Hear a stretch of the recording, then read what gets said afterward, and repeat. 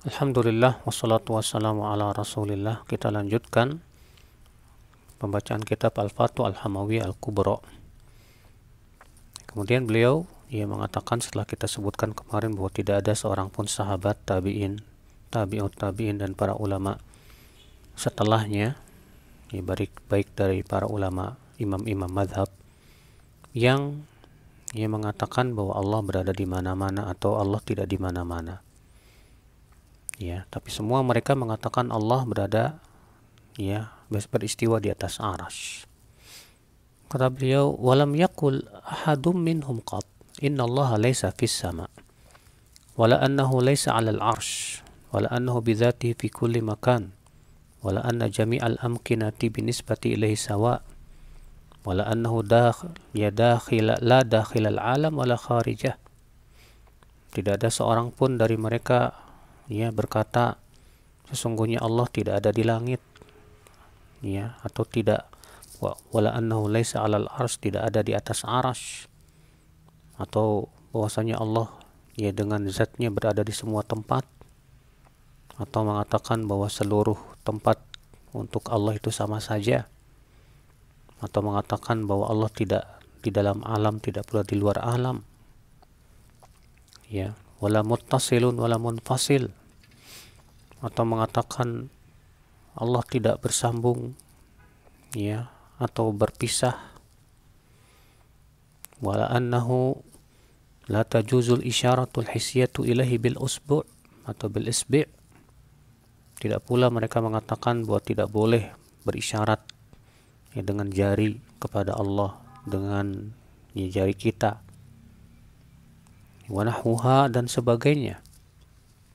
Bal qad thabata fi sahih an Jabir bin Abdullah radhiyallahu anhu, bahkan telah eksis dalam sahih dalam kitab as-sahih dari Jabir bin Abdullah, anna Nabi sallallahu alaihi wasallam lama khataba khutbatahu al-'azimata yaum Arafat, bahwasanya Nabi sallallahu alaihi wasallam ketika berkhutbah dalam khutbahnya yang agung pada hari Arafah, fi a'zami majma'in,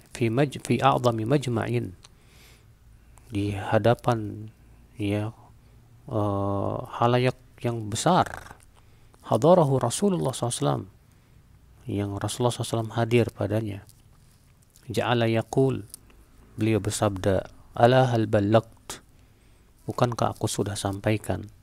Fayaquluna na'am, maka halayak pun berkata iya. Fayarfa'u isbi'ahu ila sama, maka Rasulullah SAW pun kemudian mengangkat jarinya ke langit, mengangkat jarinya ke langit. Wa yankubuha ilaihim, lalu kemudian menunjukkannya kepada mereka sambil bersabda, Allahumma syahad, ya Allah, saksikan, ghaira marrah, itu bukan hanya sekali tapi berkali-kali. Wa amthalu dzalika katsir, dan yang sama dengan ini juga banyak. Yang itu semua menunjukkan bahwa mereka semua sepakat bahwa Allah beristiwa di atas arsy.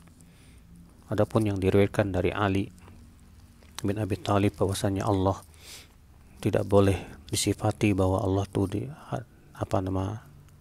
dengan tempat, butuh tempat dan yang lainnya, atau diriwayatkan dari Abu Bakar, semua itu tidak ada sanadnya sama sekali, saudaraku sekalian. Itu semua dusta atas mereka. Dan juga kita memang tidak beriman, tidak mengatakan bahwa Allah butuh tempat. Betul, Allah beristiwa di atas arsy bukan berarti Allah butuh tempat,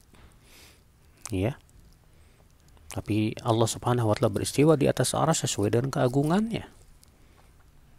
Terlebih lafaz makan atau tempat itu sendiri lafaz yang sifatnya masih global.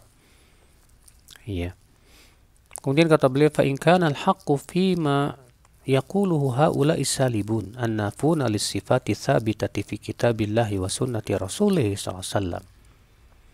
Kalaulah kebenaran itu terletak pada apa yang diucapkan oleh mereka-mereka yang meniadakan sifat Allah, yang meniadakan sifat-sifat yang telah tetap dalam kitabullah dan sunnah Rasul SAW, min hadhil ibarati wa nahwiha, duna ma yufham minal kitab was sunnah. Dari ungkapan-ungkapan seperti ini atau semacamnya, itu ungkapan yang mengatakan bahwa Allah tidak di dalam alam atau di luarnya, atau Allah berada di segala tempat atau yang lainnya. Kalau itu memang benar, ya, dan ternyata itu tidak sesuai dengan yang dipahami dari Al-Quran dan Sunnah, iman nasan wa iman zahiran, baik secara nas maupun zahir, fakaifa yajuzu ala Allah thumma ala Rasulullah SAW thumma ala khairil ummah annahum yatakallamuna da'iman bima huwa nasun aw zahirun fi khilafil haq.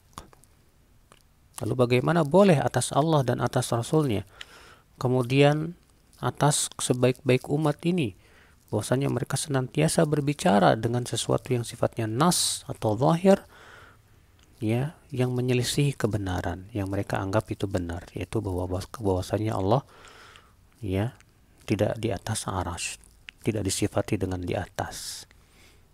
Kalau itu misalnya kebenaran, tapi kenapa Al-Quran, hadis, dan apa yang diucapkan oleh para sahabat kok malah menyelisihinya? Alladzi yajibu i'tiqaduhu, ya, yang wajib diyakini. Kalau memang ternyata keyakinan mereka, orang-orang yang meniadakan sifat tersebut, kalau itu memang benar dan wajib diyakini, kenapa Al-Quran, hadis, dan ucapan para sahabat malah, ya, tidak sesuai dengan apa yang diyakini oleh mereka tersebut? Wala yabuhuna bihi, dan tidak memperlihatkan dengan tegas, ya. Misalnya ada Al-Quran yang mengatakan Allah tidak berada di mana-mana. Ada ayat mengatakan misalnya Allah tidak di atas arsy.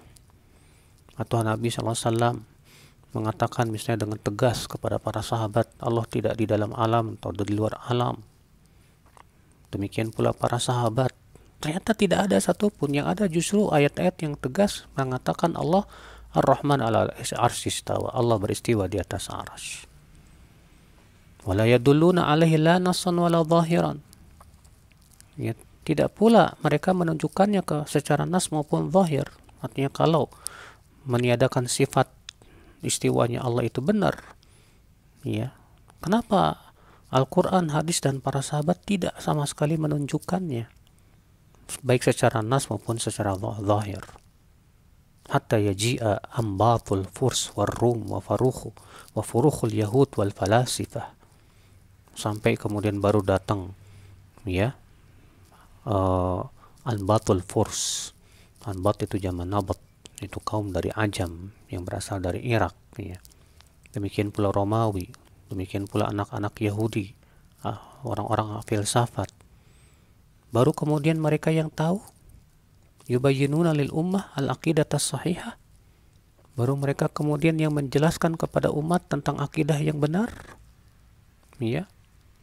Allati yajibu ala kulli mukallafin, yang wajib diyakini atas setiap mukallaf, au kulli fadilin an ya'taqidaha, atau setiap orang yang utama wajib meyakininya. Sementara Al-Quran, hadis, dan ucapan para sahabat sangat banyak sekali menyelisihi, ya, keyakinan seperti ini.